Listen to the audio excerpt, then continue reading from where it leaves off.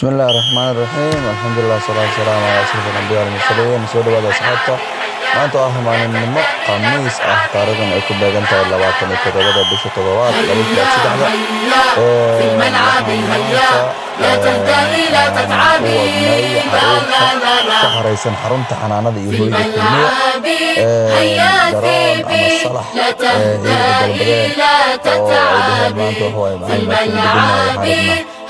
صلاح نجيسو سو عيارنا سو بودبودنا بنانتاسي waxaan ku soo baashanayna saas li ajli ma waxaan u waday salax oo kasoo xarunta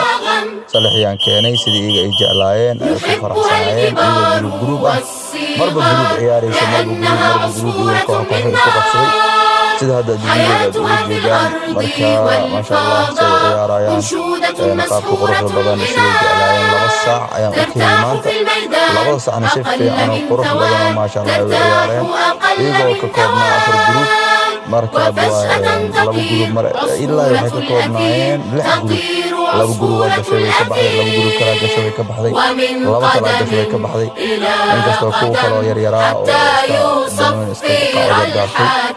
qaar ka mid ah inta kalena ma sha Allah badankood ciyaareen ما شاء الله فرحان قصوا عدينا وماشي كسراتين حرمتين سواد عليي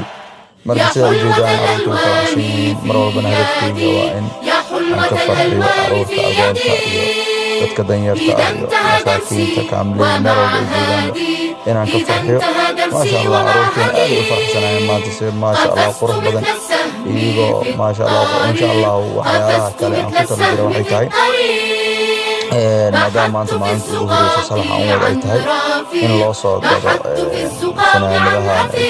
ku ciyaarayaan iyo buugaag ka baxay sida ay jeedaan tawaada ay ku ciyaaraan mootaan insha Allah qorsheeyo ku jiraan tabiic waxa soo iibiyo fanaana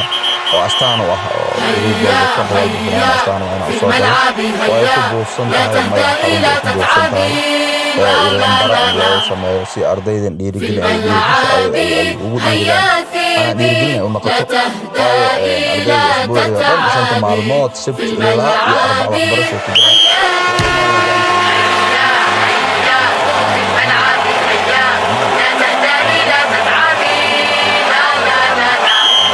هيا في الملعب هيا لا تهدئي لا تتعبي لا في الملعب